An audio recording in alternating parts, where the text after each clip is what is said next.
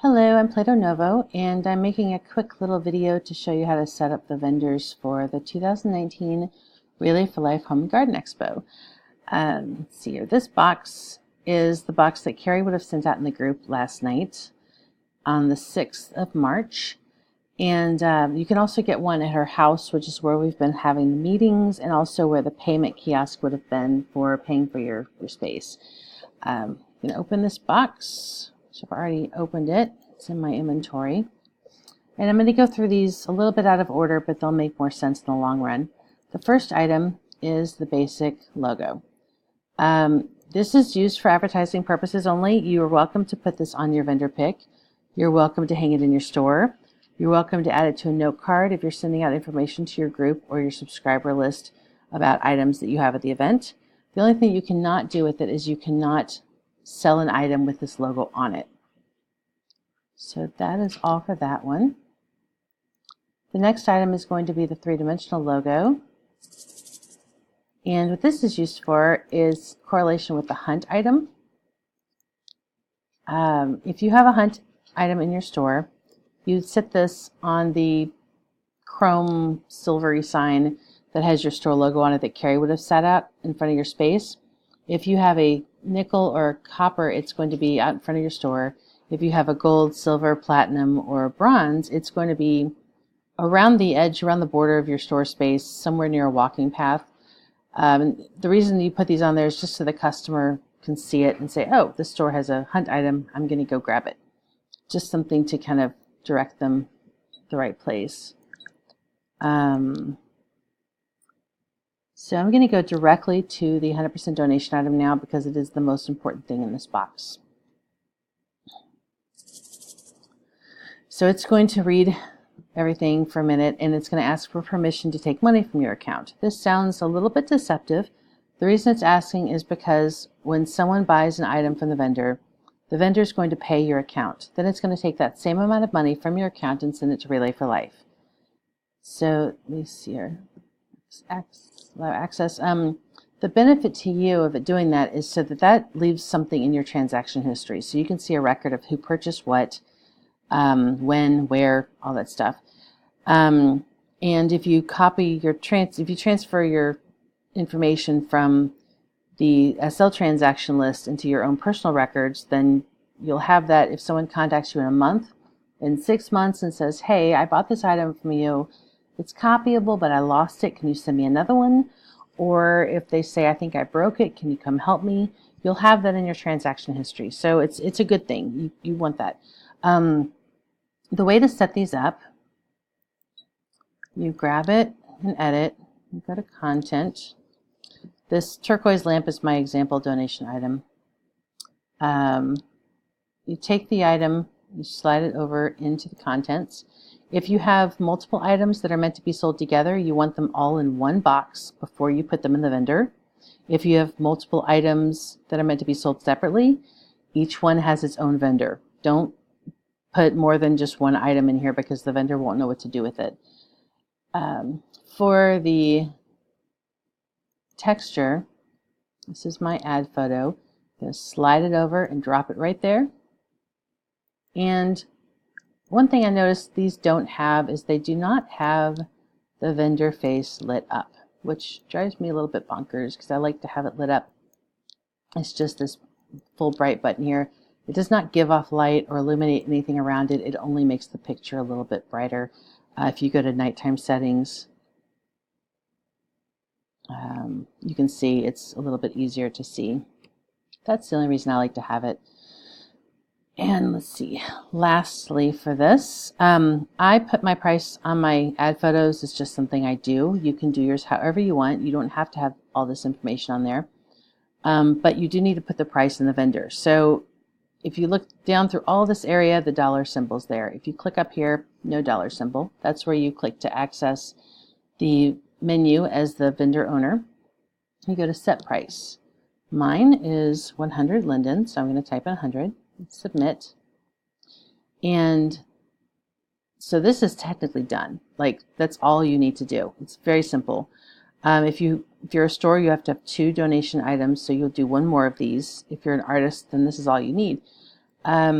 There are other buttons in the menu. The only ones I think that you're going to have anything to worry about with are refresh, reboot, and floating. For refresh and reboot, it's possible something could happen with the Sims and you might get a message from one of us saying, hey, could you reboot your vendor? That doesn't mean you did anything wrong. That's the Sims just got wonky. Sometimes it happens. That was an event not long ago where that happened. And sometimes we just need stores to reboot their vendors. It's just how things are. Hopefully it won't happen, but you know where they are in case you need them. The floating text, when I first read this, there was some text at the top here, and there will be text with the other vendors that I'll show you in a minute. But it says the total amount for the event so far, and it'll say the total amount raised with this particular vendor, meaning how many items you sold, and it should say the number of items you've sold there also. The one thing is we're trying to keep floating text to a minimum because it's really annoying to have that come through your wall into another person's space. Nobody wants to see someone else's random floating text. I'm not sure if this is on a timer or not, but if it doesn't disappear, click it again until it, and see if it does, because we really don't want that showing. It's not very fun to see all that mess. So that's everything for that. I'm going to throw this one out. Now, a lot of stores just have their 2 donation vendors, and that's it. They're 2 100% donation vendors. They stop there. There are people that want to donate more, and if they do, we certainly will not turn you down. It's not mandatory by any means. It's not even expected, but we will be very happy if you decide to do this. If you would like to res more vendors and sell more items, you have other options. You can do more of the 100% donation item vendors, which are the ones you've already seen. We also have the split vendor here is a 50% donation item vendor. And what that does is you set this up the same way you did the other one. It's going to ask for permission, just like the other one, in just a minute. But half the money from sales on this vendor will go to you. The other half will go to Relay for Life. And this is the first year we've had these. There we go. This is the floating text I was talking about from earlier. But this is just a way so that, you can give a little bit more without donating the entire item's worth of money. And if you look really tiny here, it says 50%. I don't know why it's so small, but it is. It's very itty bitty. So I'll throw this one out. The last vendor on here is going to be the limited quantity vendor.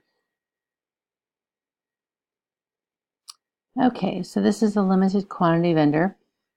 What this does is it says limited quantity item, very tiny at the top. You would put no copy items in this vendor, such as breedables.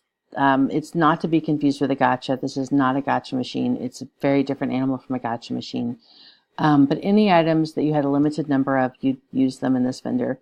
Let's say you sell fire-breathing devil ducks, and you have 5 blue ones and 2 pink ones, and they're your breedables and you want to sell them. You would have 2 different vendors, one for the pink, one for the blue. You don't want to put them together, and then sell them through this. And when those 5 or 2 or whatever are done, it'll say sold out, no more, etc. Another use for these for home and garden stores is, let's say you want to donate a little bit more to the expo, but you want to put a cap on it. You want to have some control over exactly how many copies of something are sold. You would need to have the copies be transfer only to you also, which means you should probably send them to an alt and send them back to yourself, or send them to a friend and have them send, someone you trust, so they can send them back to you, and then put the items in the vendor so that you have literally, they're not copyable for you. They're transfer only. But let's say you have a bedroom suit that sells really well, and you're saying, okay, I want to sell 8 of these, but after I sell 8, I don't want any more donated to the event. That's it. So you would have the 8 copies that you would, made transfer only to yourself, put them in this vendor. When those 8 sell, the vendor says sold out, no more. So that's another option for donating to the event, and, having some more control over the sales a little bit. I think that's really useful. Let's see here.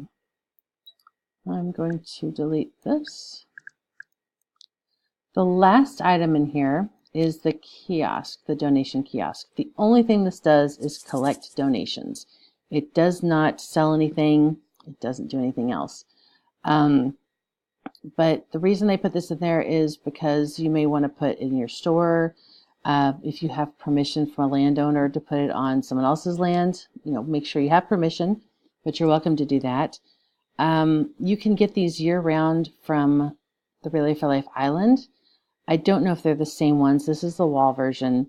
The ones that they have at the island may be the standalone, which are going to be a higher LI, but they do look better sitting out in a park or something. Again, these are not mandatory. They're just in here for your convenience, and that's it. So I think that is about it. These don't require any kind of setup either. You just res and go. The last thing in here that I have not covered is the note card, and that just gives a rundown of what everything is. As I mentioned before, the hunt items, hunt objects, we don't have those yet. Those are what you put the hunt items in and set out. There will be future info on that. There will also be more info on the gotchas later, which I've not talked about any of those in this video.